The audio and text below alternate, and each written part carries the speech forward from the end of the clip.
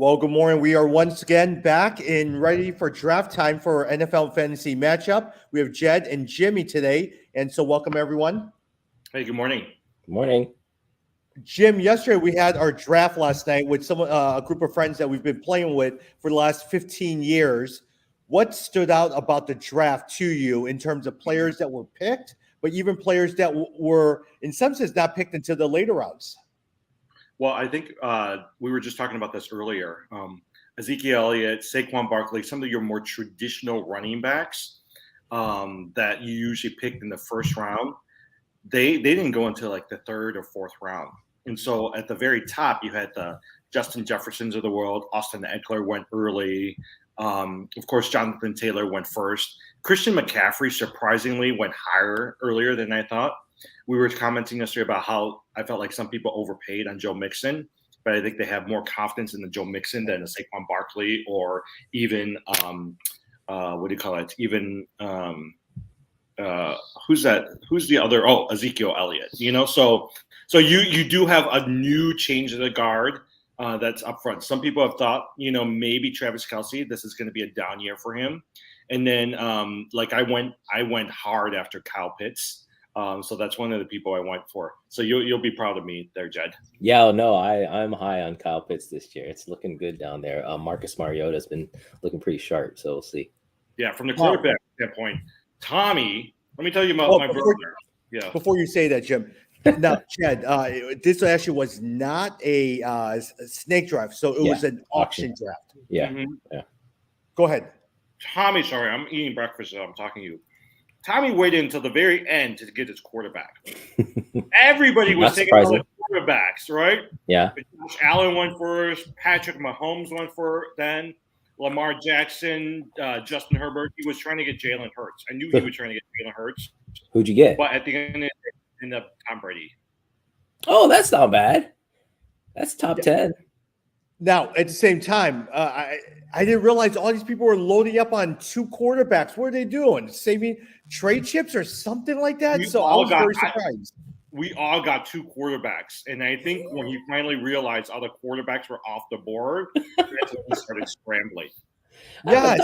If you got Tom Brady late, that's really good. I mean, Brady's could be top 10 for sure. I'm down on the Bucs this year because of their line. And if you've been reading, there's stuff about him, feeling like he's not as locked in this year or something. But that's not bad for really late. I mean, that's definitely still top 10. I did not realize all the quarterbacks were gone until somebody got Matthew Stafford for $1. I said, Matthew Stafford went for $1. So I started scanning. Who else is left? Tom Brady and David Carr. Oh man, I better start picking quarterbacks. So I got him for $6. Oh, that's fine. And David Carr, that's not bad either. I mean, with Devontae Adams down there, it's really be interesting to see what happens. Jet, I got Justin Herbert and Kyler Murray. Those are my two quarterbacks. Because I figure I could always use Kyler Murray if he does well as a trade bait later on. Ah, interesting. Okay. So is that why you were picking up quarterbacks, just for trade bait? Pretty much, yeah. Okay.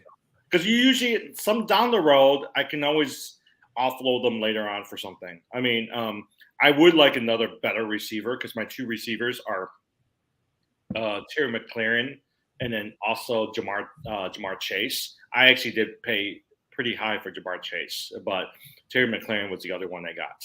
That's good. McLaurin, Chase, and Kyle Pitts. That's a pretty strong receiving core. And then my running backs is Travis Etienne and Leonard Fournette.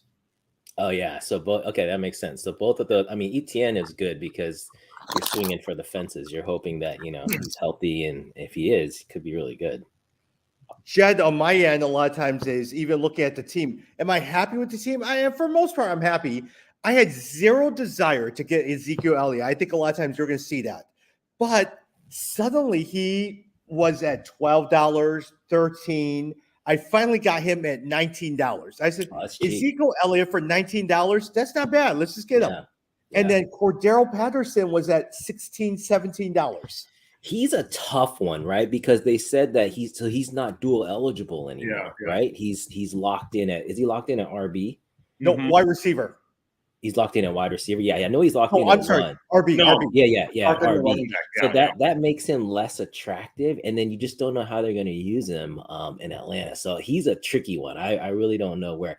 But Zeke Elliott for that's cheap for under $20. But the other one is Tony Pollard. You guys, Tony Pollard behind Zeke Elliott. I actually, in some ways, like Pollard better than Zeke. I mean, Pollard is insane. If they can work him out, he could eventually take over for the number one in Dallas, I think.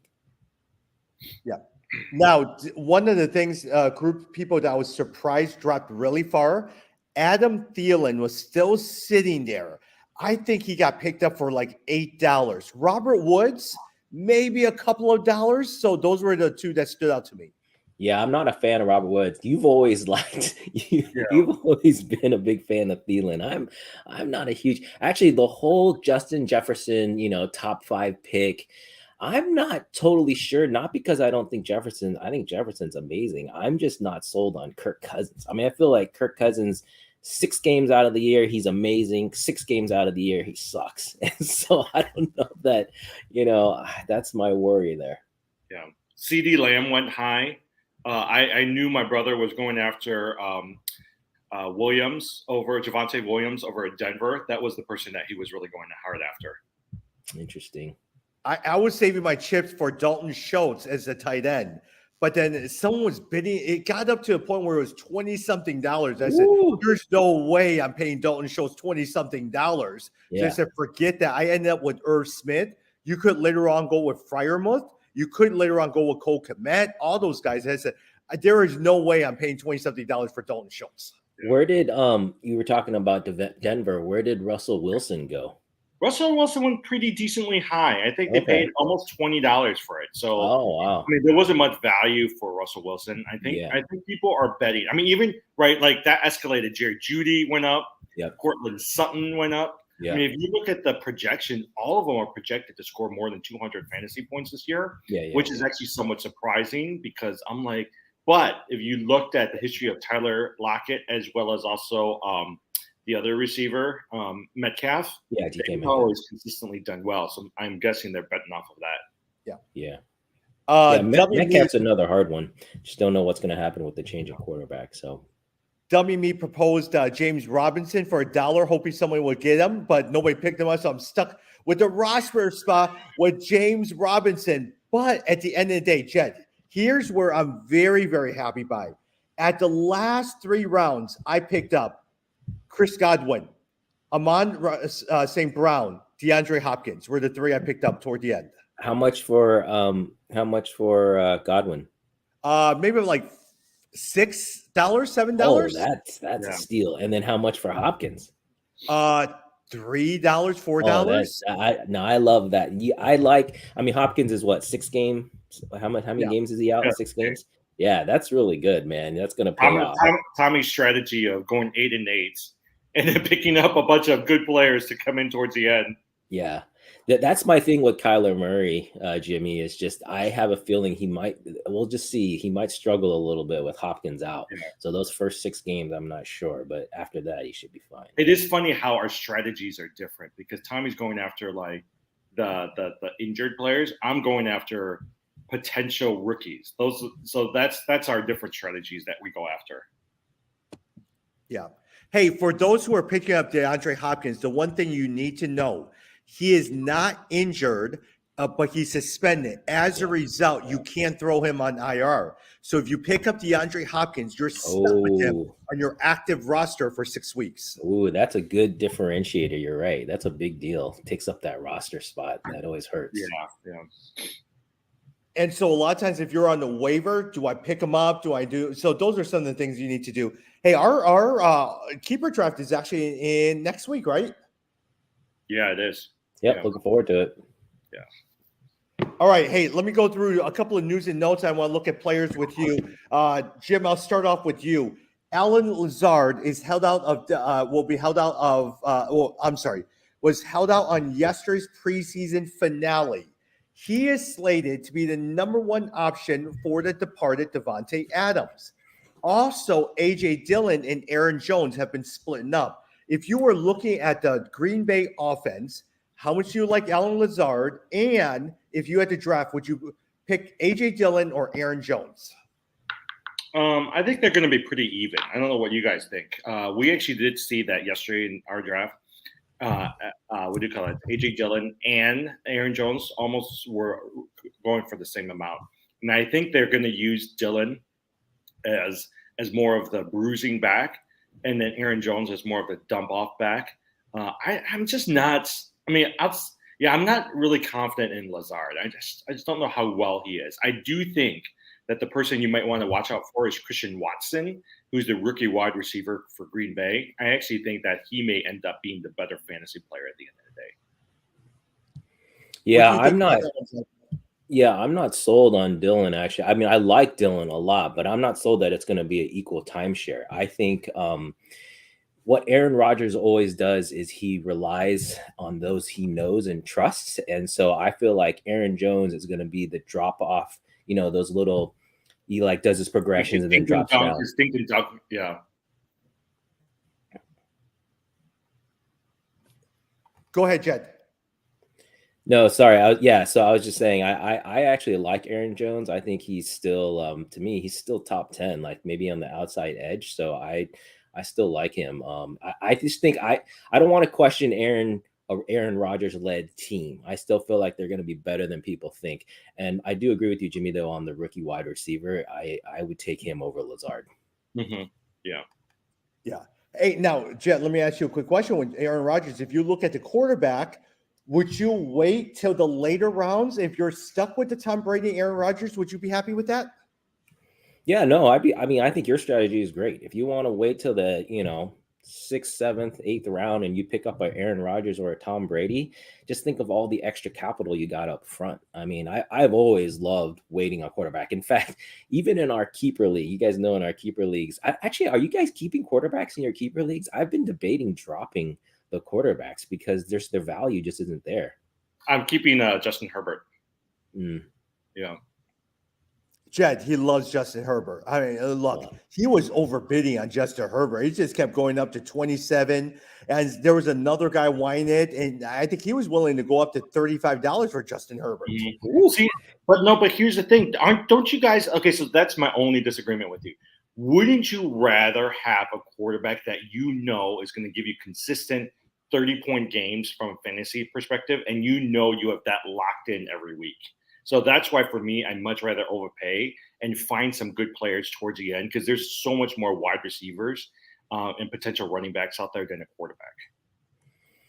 Yeah, I mean, it just depends. I mean, that's the nice thing. If you spend the money on, a good quarterback, you don't have to think about it anymore. But if you look at the production, the reality is, you can find quarterback production even in 10th, 11th, 12th. You can't find that same production in a wide receiver or running back at that same tier or level. That's why the money, if you look at the money, the average cost for the 10th rated quarterback is going to be lower than the 10th or rated running back or wide receiver. Yeah. But I hear you. I mean, I'm a big Kyler Murray fan, so I like sticking with him. And I do like, I would say this. Remember, I always say this every year. Think of the teams you think are going to be good this year, like the Chargers. And if you agree with that, then you draft accordingly. So then Justin Herbert becomes really big. Yeah, but I'll tell you this. I will only pay this year for 2 quarterbacks. I will pay either for Justin Herbert or Josh Allen. I wouldn't even pay for Patrick Mahomes because I do think out of everybody else, those 2 will be consistent every week in and week out. Yeah. Versus, I think a lot of times going with what Jed said is, if you're in a 10-team league, at the end of the day, your 10th rounder will probably be Jalen Hurts will still be sitting there. Matthew Stafford will still be sitting there. Brady, Mahomes will still be sitting there. I would even say Burrow would probably go in the 7th or 8th quarterback or something like that. So in some sense, for me, you're probably going to get 23, 25 points from those guys versus a Justin Herbert, Josh Allen, maybe 30 points. But I would rather save my money for a running back or decent running back, and Travis Etienne or Javonte Williams or something like that versus going for one of the top tier quarterbacks. Yeah, it's basically everyone's strategy. You have to pick which 2 or 3 positions you're going to nail, and then which is the 1 or 2 positions that you're going to, Mhm. let kind of be kind of your weaker one, right? Like that's Yeah. every single year. That's what you got to decide. Yeah. Jet, let me ask you a quick question. Antonio Gibson is expected to be the team's primary kick returner. Is Antonio Gibson even on your draft radar, or are you looking at Brian Robinson? Well, Antonio Gibson is not on my radar mainly because he's on the Washington team. So Washington is one of the teams I'm avoiding like the plague. The Cleveland Browns are the other one. So Washington, I am not. I'm just, even though the only one person I'm looking at is Terry McLaurin, I really like him. I do, as much as I think Carson Wentz is a cancer, I do think he still is an upgrade. And so McLaurin is the one guy I might break for that, but not Gibson. I'm not. In fact, I'm just looking at my list. I've got Gibson outside of the top 20 running backs. Now, with that said, Jed, what about Logan Thomas? Is he even on your radar? Because 2 years ago, last year was terrible, but 2 years ago, he was an up and coming tight end. He was. I spent money on him too. But you know what? I don't even have Logan Thomas top 10 in the tight ends. Got it. He hasn't officially started practicing yet, right, Tom? Logan Thomas? Mm-mm. Yeah, so I think that's something to worry about. The other thing with Gibson, I was listening to one of the sports show, and they made a really good point. They said, if you found out that a player like Jonathan Taylor or even, let's say, Justin Jefferson was out there getting kickoffs and punts, wouldn't you worry about him? And the fact that they've had Antonio Gibson doing it means that they have other thoughts on running back besides just Antonio Gibson. He's not going to be a workhorse. Jim, let's talk about the Seattle Seahawks backfield. Rashad Penny tests positive for COVID-19. Kenny Walker is your primary backup, but he's not even practicing as well, too. Yeah. Are you looking at any of the Seattle backfields for you to pick up with Chris Carson? No, I was actually really thinking about Kenny Walker. He was actually somebody who I was like, oh, he might actually be a pretty good person to target. But they're thinking he might not even play week 1, maybe coming back week 2, week 3. And so as a result, Rashard Penny is going to be the number 1 running back. But the fact that he's on COVID means that my guess is, I don't know. I just don't think that Rashard Penny is going to keep it up. I mean, he had a great last half of last season. I just don't know if he's going to be able to stay put. And I think everything's going to be in flux. I like, so here's my strategy. I like Penny. Remember that the Seahawks scheme is running oriented and they generally do pretty well.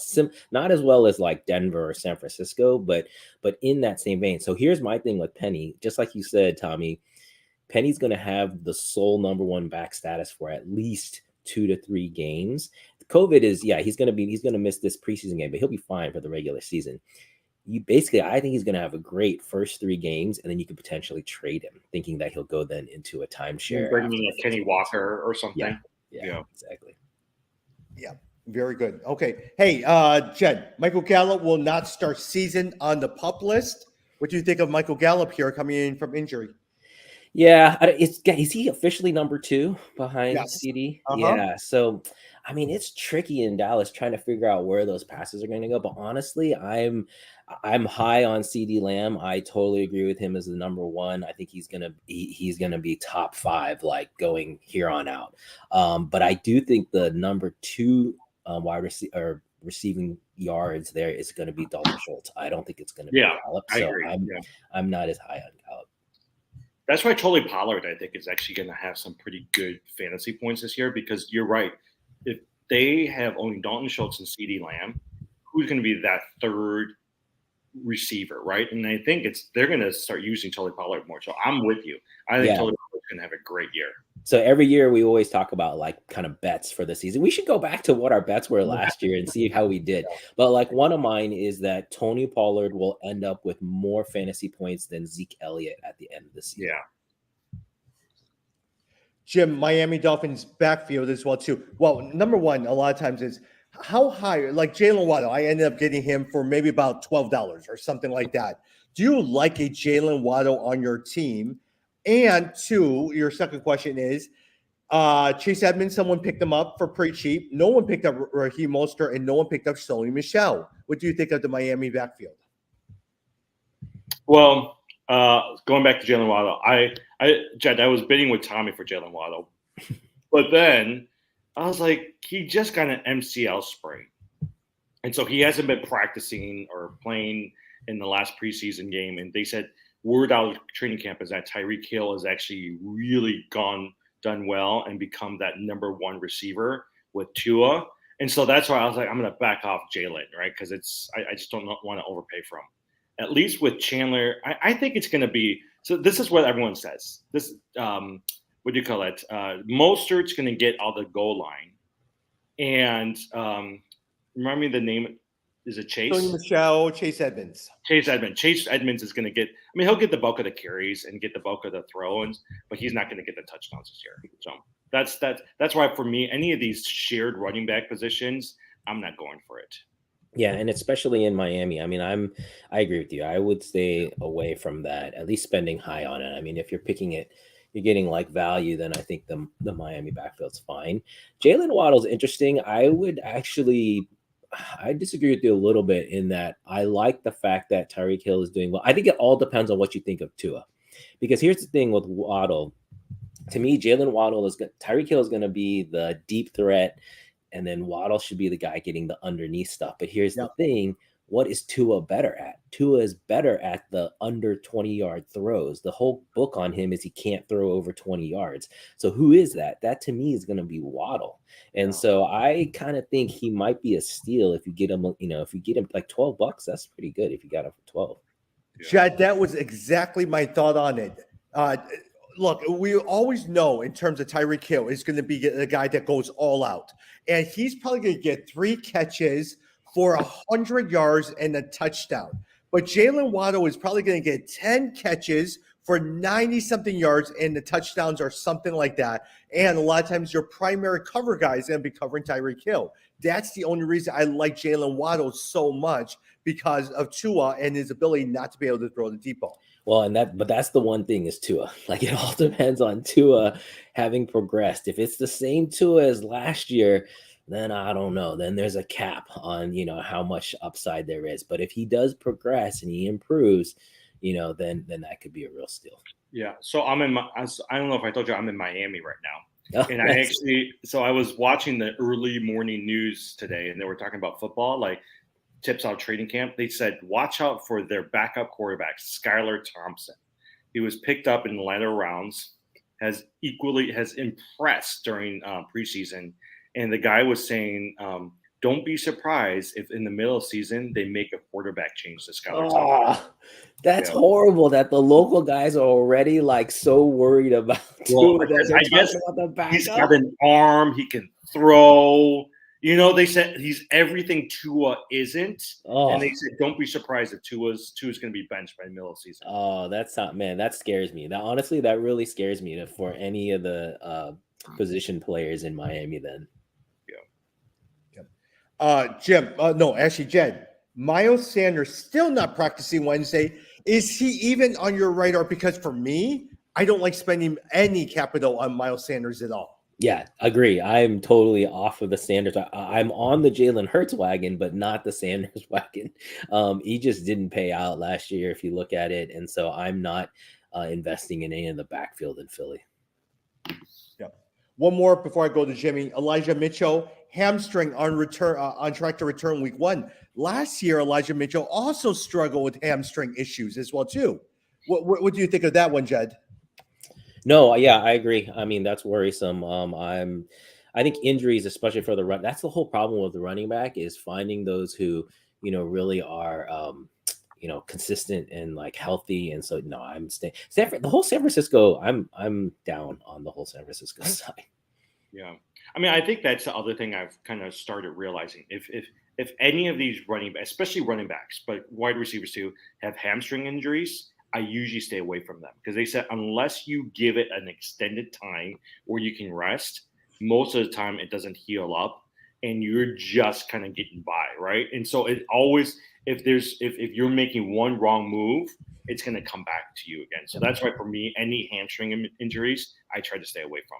Yeah, I was just looking at Mitchell. I think he's roughly, I have him at like the 25th roughly running back, so it's pretty far down. The only thing with Mitchell is there really isn't a good backup over in San Francisco with Mostert gone.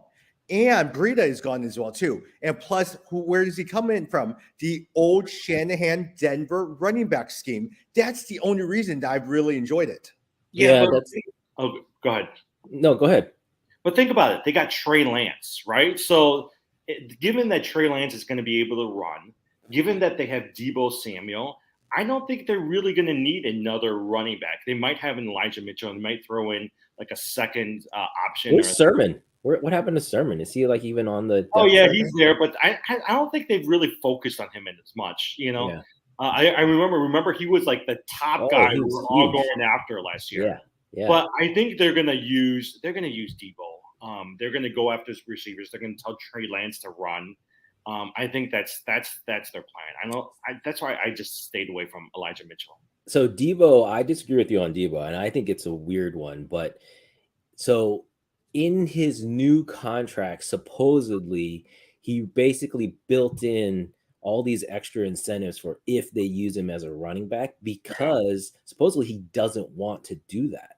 Like he wants to focus on just being a wide receiver. And so if that's the case, he's a lot less attractive. I think in most draft boards, he's going right around like 11, 12. So I don't know though. I feel like that's risky because you just don't know what's going to happen with his usage. Yeah. Oh, I see where he's coming from. If you're a running back, you take all the hits, and there's so much mileage on your legs, and you have the potential to be injured. And running backs, they'll just keep overusing you. And in a couple of years, when you're wear down, they'll just get rid of you. Yeah, exactly. It's smart on his part. But from a fantasy perspective, if you take out his rushing stats, he's a lot less attractive. Yeah. Yeah. Okay. Hey, Jim, let me ask you a quick question. After Justin Jefferson and Jamar Chase, who's the third best wide receiver in your book that you love? I think CeeDee Lamb. I think CeeDee Lamb actually, I mean, I have him in a number of dynasties, right? I think if Amari Cooper was there, last year he was okay, but this year he's going to be the number one receiver, and Prescott has nobody else to throw towards. I think, I think CeeDee Lamb would be the person I would No go at. Cooper Kupp. Come on, man. Cooper No, Kupp. see, I mean, okay, so I think Cooper Kupp will be really good. I think you're still going to see a drop off from last year. Like the numbers he put up last year, he won't be able to duplicate that. Yeah, I mean, just remember, so as a stat guy, Yeah. generally you have regression to the mean, right? So people who have great seasons, it's very rare that they also have a great season the next year. I mean, how many times have we seen it? The number one fantasy scoring wide receiver and running back from the previous season are not number one the next Oh, season. no, So yeah, it's rare. Yeah. So that's why for me, like, I'll take a chance. I'll take a chance more on a CeeDee Lamb than the Cooper Kupp this year, purely because the ceiling, I think, for CeeDee Lamb will be a lot higher, and you don't know where Cooper Kupp was going to go. Yeah. And plus, at the same time, you have Allen Robinson there as well, too. And so I don't count on Allen Robinson because he's been always a historically very, very good wide receiver. And so, of course, he's going to take some touches away from him. Oh, I like Allen Robinson. I think he's going to enjoy having a stellar quarterback. And we all know he's got serious talent. His hands are, I think, some of the best in the league. So I think Robinson is a great sleeper pick. And don't you think he's going to want to stick it to the Bears? You know, like to be able to say, look, you people all gave up on me. You didn't think anything of me. He's going to stick it to them. Oh, yeah, for sure. Yeah. Jet, in terms of even wide receivers, I was very surprised. A lot of times people avoided Kadarius Toney. So not a lot of people. Amon-Ra St. Brown was there toward the end. And so a lot of times people are still hesitant about Detroit. But everybody was going after T. Higgins. He went very, very high. T. Higgins and also is it DJ Moore over at Carolina? Yeah, I mean, T. Higgins, well, yeah, everyone's banking on Cincinnati's, offense to continue. And so if that's the case, it's possible that Jamar Chase and T. Higgins could both be top 10. I mean, there's that much passing in that offense.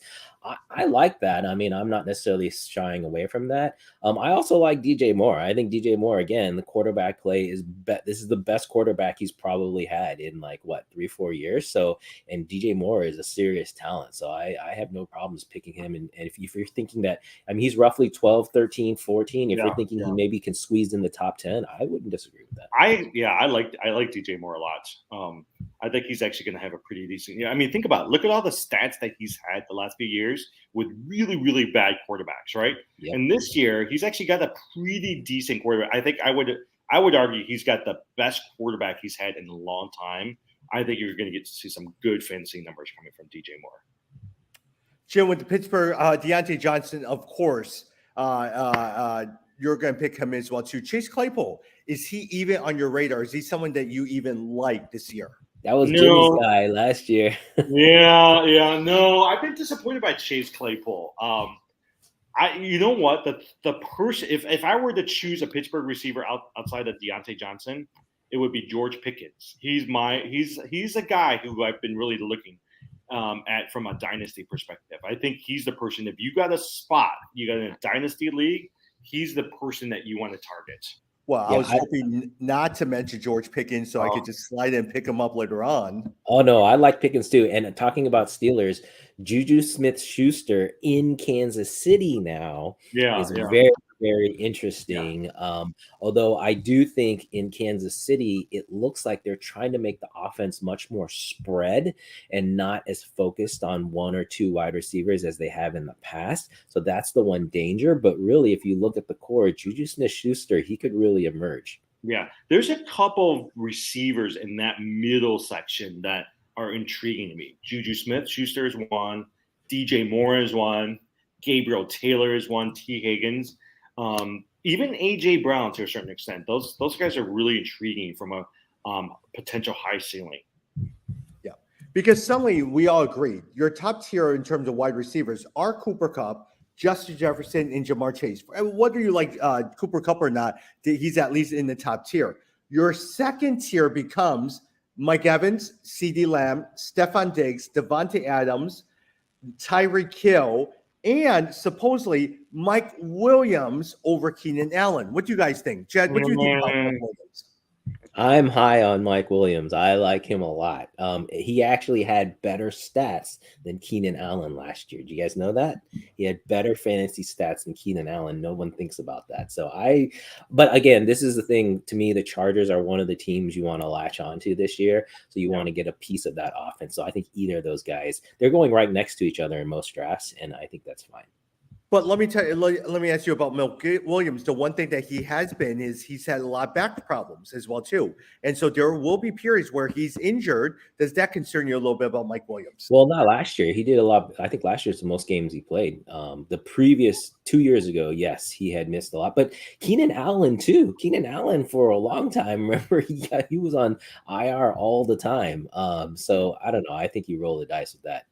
I mean, here's my thing, right? Like, okay, let's just say both of them stay healthy this year. Tommy drafted Keenan Allen in our draft last year. So this is what I thought. If you pick Keenan Allen, you're going to know he's going to get somewhere between 15, 18 fantasy points consistently every week. That's just how Keenan Allen is. If you get Mike Williams, 1 week you're going to get like 30 points. Another week you might get 5 points, right? So I do agree with you, Jed, that yes, he did score more over the season, but from a week in and week out, the question then becomes, where is he placed, right? If I'm looking for a second wide receiver, I'm going to go for Keenan Allen. If I'm looking at a third receiver, then I'm going to choose a Mike Williams over Keenan Allen. That's how I kind of look at it. Jim, the two players that we saw yesterday, Rashad Bateman, who is the clear number one in Baltimore, went very low. Yeah. Gabe Davis, who is your second wide receiver, went very, very high. Thoughts on those two? You mean Gabriel Taylor? Gabriel Davis over at Buffalo. Oh, I thought that was Taylor. Isn't Gabriel Davis? Taylor? Yeah, you said that earlier, and I was like, I think he means Davis. Oh, is it Davis? Oh, whoever it is, I love Gabriel Davis. I think, and I was so upset when someone took him. I think he's gonna overcome Stephon Diggs this year and become potentially a 1A receiver. No way. No, seriously. I think Josh Allen and him have this great relationship. Mark Martin, seriously, Jed, he might not surpass Stephon Diggs, but he's going to be 1A. I have high. So that should be your bet to say that he's going to match, he's going to equal or surpass Diggs's points by the end of the year. Trust me, he's that good. He's got that great I relationship. know and in the preseason, he's definitely been lighting it up. That's for sure. Jed, Michael Thomas was picked up. Devontae Parker was not picked up. Thoughts? Oh, really? Yeah. Michael Thomas was picked up for like $3. Okay. Nobody Okay. wanted him. Yeah. Yeah. For $3, I might do that. Yeah. I still, the Saints are really interesting. They're a tricky one. Actually, I think the hardest one is Alvin Kamara there. Like, what is going on with the Saints? And do you really think Kamara can be, I don't know if he can be what he used to be. I'm a little bit hesitant. But $3 for Michael Thomas, I would take that. And who was the other one you said? Devontae Parker in New England, number 1 wide Oh, receiver. yeah, I like that. I actually so I was a Parker fan when he was in Miami. And when I saw that New England picked him up, and I was like, that's really interesting. He could be, but I always feel like the wide receivers in New England are fool's gold, right? Every year we're like, we want to pick a wide receiver out of New England, and every year the wide receivers are not who you want. Like, you'll maybe want a running back out of there, but the offense is always so spread that it's very hard to find someone who gets a lot of points. But I would definitely follow that, because I like Parker's talent a lot. Yeah, no, Jed. I don't know about that. I'll roll the dice on Michael Thomas before Devontae Parker. Yeah, that's probably At the fair. same time, Mac Jones is not a long thrower, but he's consistent. They have to throw to somebody, and Devontae Parker has been pretty consistent. Because who else are they going to throw to? Jacoby Meyer? They're just not going to do it. Damian Harris and Ramondre Stevenson. That's who they're going to go after. Or Hunter Henry. Hunter Henry might be a good option over there as well, too. Yeah. All right. Hey, let's talk, Jim. Let's talk about snake draft a little bit versus auction draft, because a lot of people do like that snake draft. 10-team league, right? 10-team league in terms of quarterback. You love Josh Allen, Justin Herbert. How high are you picking them up? 3rd or 4th round? Or you're going to wait until the 5th or 6th round to see who's out there and risk losing a Josh Allen, Justin Herbert? Yeah, I've done a couple mock drafts, right, for a snake draft, and I've been picking them up on the 3rd and 4th round, around that area, because I found that if I come back again towards me, they're not gonna be there as well too. So I know that's high. I know that's not what you guys would do, but for me, because I like Josh Allen, Justin Herbert that much, and I want that consistent player, I'll go for it. So that's where I'm at. Jed, would you pick? I know a lot of times 3rd, 4th. What would you do if you love Josh Allen and Josh Allen that much, Patrick Mahomes that much? Would you pick them up in the 3rd, 4th round? I mean, yeah, if you like them that much, I think I wouldn't go earlier than 3rd, and ideally 4th.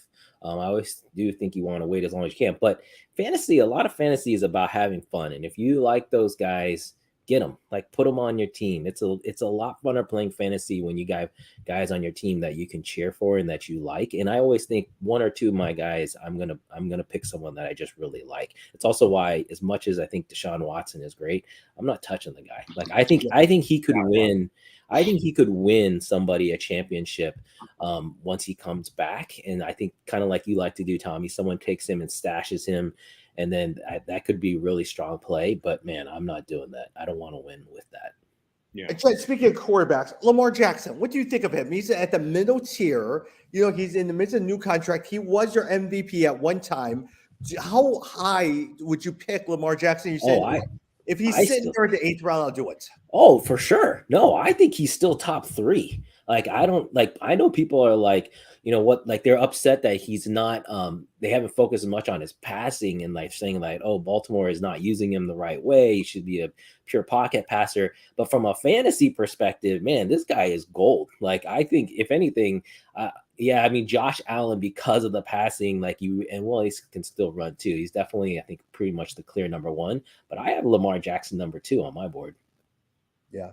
Jim, any other final thoughts on quarterbacks? And then next week when we get together, probably on Wednesday, I want to talk about running backs and tight ends as we head into the final week of the draft.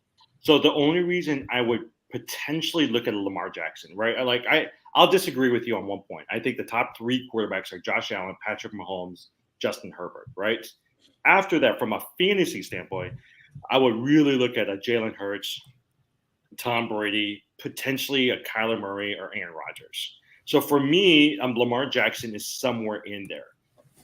He's up for a contract. He wants to be paid. He wants to be one of the top paid quarterbacks. Because of that, I think he's motivated this year to have a really good year. So that's why, look, if I come around the draft and let's say there's a point where Josh Allen's off the board, Justin Herbert's off the board, and right there is a Lamar Jackson staring at me, and this is what, 4th, 5th, maybe 6th round, I would really think about doing it because he's motivated to have a good year this year. I like that you brought up the contract. I love contract year players. They always pay out. No, right? I mean, like I think he's going to be motivated. Like, okay, so here's the thing: Lamar Jackson or Jalen Hurts? Oh, Lamar Jackson for me. Oh, Jalen Hurts for me. Yeah, I mean, I think Hurts is still a little more unknown. Lamar Jackson's an MVP, man. He's like this guy, you know what you're gonna get. But I agree, Hurts could have. I mean, he's one of the guys that I definitely highlight. He could have a huge year this year. I would say the only concern about Lamar Jackson though is what? Okay, number one receiver is Mark Andrews. We don't know where J.K. Dobbins is. Rashad Bateman last year was the first year as a starter. They think he's going to do well, but he's had some injury concerns as well too, right? Who else is there for him to throw to? That's the if he had another good receiver, I would say okay, let's go with Lamar Jackson, but he doesn't. Yeah, that's a good point. Jim, let me go over. If you were to look at the young quarterbacks, which of these quarterbacks do you think will emerge as a star quarterback this year? Out of the young group, Trevor Lawrence, Justin Fields, Trey Lance, Zach Wilson, or other?